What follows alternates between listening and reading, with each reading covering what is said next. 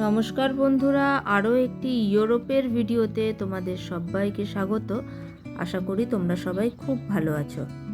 ভিডিওটি বেশ অনেক দিন আগে হেক্টর পাঠিয়েছে। সময়ের অভাবে এডিট করা হচ্ছিল না। দীর্ঘ কর্মব্যস্ততার পর দুদিনের কর্মবিরতি, শুক্র এবং শনি। শুক্রবার ছিল ঈদ, তাই সকাল সকাল বন্ধুদের সাথে বেরিয়ে পড়ল। চলুন আজ আমরাও ওদের সাথে বেরিয়ে পড়ি। তার আগে চলুন ওদের সাথে আলাপটা সেরে নিই। যারা যারা যাচ্ছে তাদের প্রত্যেকের পারমিশন নিয়ে আজকে আমরা ওদের সাথে আলাপটা করে নেব। চলে এসেছে রেল স্টেশনে। এই যে কালো রঙের টি শার্ট পরা যে ভাইটি, তার নাম প্রবীর। লাল জামাতে রয়েছে রাধেশ্যাম, আর ভিডিও করছে হেক্টর। এবং ওই পিঙ্ক টি শার্ট পরা ভাইটির নাম হলো পল্লব। বিগত এই 1 বছরে ওরাই এখন হেক্টরের অনেক কাছের মানুষ হয়ে উঠেছে, একটি পরিবারের মতো। যারা বিপদে আপদে ওর পাশে আছে। পরিবারের ঘাটতি হয়তো কেউ কোনোদিনই দূর করতে পারে না ঠিকই, কিন্তু বিদেশের মাটিতে নিজের ভাষায় বসে দুটো কথা বলা, একসাথে রান্না করে একসঙ্গে ভাগাভাগি করে খাওয়া, বন্ধুর ওয়াইফের অনুরোধে 1000 মাইল দূরে মানুষটির অ্যানিভার্সারি পালন করে হেক্টরকে ফোনে না পেয়ে যাদেরকে মেসেজ করে কল করে বিরক্ত করেছি অনেক সময়, কিন্তু তারা বিরক্ত হয়নি একটি বার। এই মানুষগুলোকে স্মৃতির পাতাতে চিরকাল আমরা মনে রাখব। দেখুন, ওরা অলরেডি ট্রেনে চড়ে বসেছে এবং ট্রেন ছেড়েও দিয়েছে। একটি স্টপেজে কিছুক্ষণ ট্রেনটি দাঁড়িয়েছে প্যাসেঞ্জার নামার জন্য। আবার অফিসার সিগন্যাল দিতেই ট্রেনটি চলতে শুরু করেছে। চলুন এখন আমি আপনাদের বসনিয়ার এই রেল ব্যবস্থা সম্পর্কে কিছু বলি। এই দেশের রেল ব্যবস্থা তেমন উন্নত নয় যদিও আমাদের দেশের মতো, তাও যে ব্যবস্থাটি রয়েছে সে সম্পর্কে একটা ইতিহাস আছে। তার আগে বলে নিই যে ওরা আজকে কোথায় যাচ্ছে। যেহেতু আগামীকাল শনিবার ছুটি এবং শুক্রবারও ছুটি, তাই ওরা যাচ্ছে এখন বসনিয়ার দক্ষিণ অংশে অবস্থিত একটি ঐতিহাসিক শহর দেখতে, মোস্তার শহর ও পুরনো সেতু বা ওল্ড ব্রিজ। সারাজেভোর প্রধান রেলওয়ে স্টেশনটি দ্বিতীয় বিশ্বযুদ্ধের পর তৈরি হয়েছিল। 1948 সালে এটি স্থাপত্য প্রতিযোগিতার পর এই স্টেশনটি নকশা নির্বাচন করা হয়। এটি যুগোস্লাভিয়ার সমাজতান্ত্রিক আমলের আধুনিক স্থাপত্য শৈলীর একটি উল্লেখযোগ্য উদাহরণ।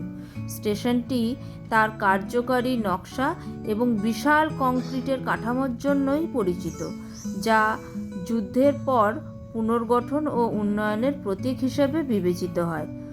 1984 সালের শীতকালীন অলিম্পিক গেমসের সময় এই স্টেশনটি আন্তর্জাতিকভাবে পরিচিতি পায়।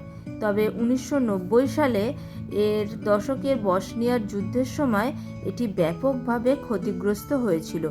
যুদ্ধের পর স্টেশনটিকে আংশিকভাবে পুনর্নির্মাণ করা হলেও এর পুরনো গৌরব ফিরিয়ে আনা সম্ভব হয়নি। বর্তমানে এটি সারাজেভোর একটি ঐতিহাসিক স্থাপনা হিসেবে টিকে আছে, যা শহরের সমৃদ্ধ ও বেদনাদায়ক ইতিহাসের একটি সাক্ষী হয়ে রয়ে গেছে। মোবাইল থেকে ম্যাপটা দেখে নেওয়া হলো যে আরও কতটা রাস্তা বাকি এবং ম্যাপের নকশা কি বলছে। তো দেখে এটাই জানা যাচ্ছে যে প্রায় আমরা কাছাকাছি পৌঁছে গেছি।